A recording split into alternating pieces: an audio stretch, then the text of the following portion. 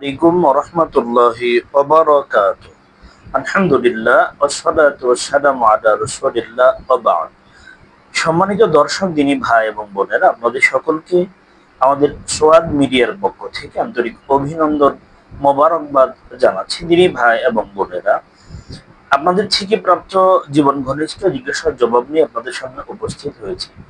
সম্মানিত দিনী ভাই এবং বোনেরা, প্রথমত প্রশ্ন করা হয়েছে, কোরবানির পশু ক্রয় করার পরে কোরবানির পশুতে বড় ধরনের কোনো ত্রুটি বা দোষ পাওয়া গেলে ওই পশুর কোরবানি বৈধ হবে কি না, একটা বিষয়।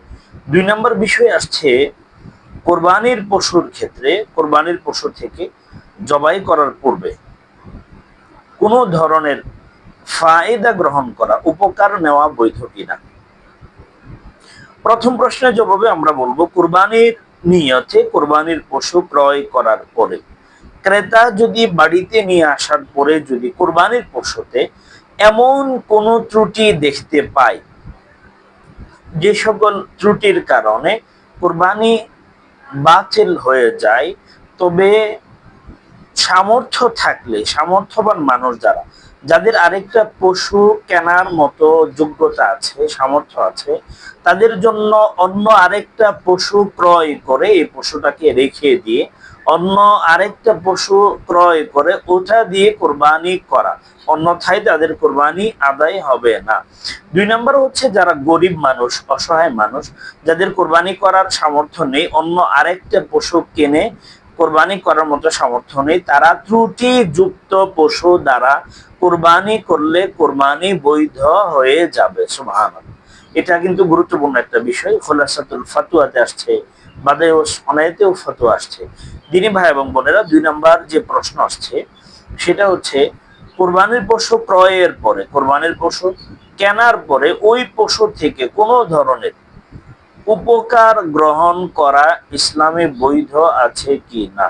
এটা একটা গুরুত্বপূর্ণ বিষয়। কোরবানির পশু কেনার পরে বা নির্দিষ্ট করার পরে তা থেকে উপকৃত হওয়া জায়েজ নয়। যেমন হাল চাষ করা, আরোহণ করা, পশম কাটা ইত্যাদি, দুধ দোহন করা, নিজে খাওয়া। সুতরাং কোরবানির পশু দ্বারা এসব করা যাবে না। যদি করে তবে পশমের মূল্য, হাল চাষের মূল্য ইত্যাদি সাদাকা করে দেওয়া লাগবে। দুধ খেয়ে ফেললে বাজার দরে কত লিটার দুধ আপনি খেয়েছেন, ওইটা বাজার দরে আপনাকে সাদাকা করে দিতে হবে। এ আলাউ সোনানে 17 নম্বর খণ্ড 277 নম্বর পৃষ্ঠাতে ফতোয়া আসছে। নাইলুল আওতার 3 নম্বর খণ্ড 172 নম্বর পৃষ্ঠাতে ফতোয়া, ফতোয়া কাজী খানের 3 নম্বর খণ্ডের 354 নম্বর পৃষ্ঠা, ফতোয়া আলমগীরের 5 নম্বর খণ্ডের 300 নম্বর পৃষ্ঠাতে ফতোয়াটি আসছে। কোরবানির নিয়তে, কোরবানির জন্য নির্দিষ্ট করার পরে ওই প্রাণী থেকে কোনো ধরনের উপকার গ্রহণ করলে সমপরিমাণ টাকা সাদাকা করে দিতে হবে। আল্লাহ আমাদের বুঝে আমল তৌফিক দিন।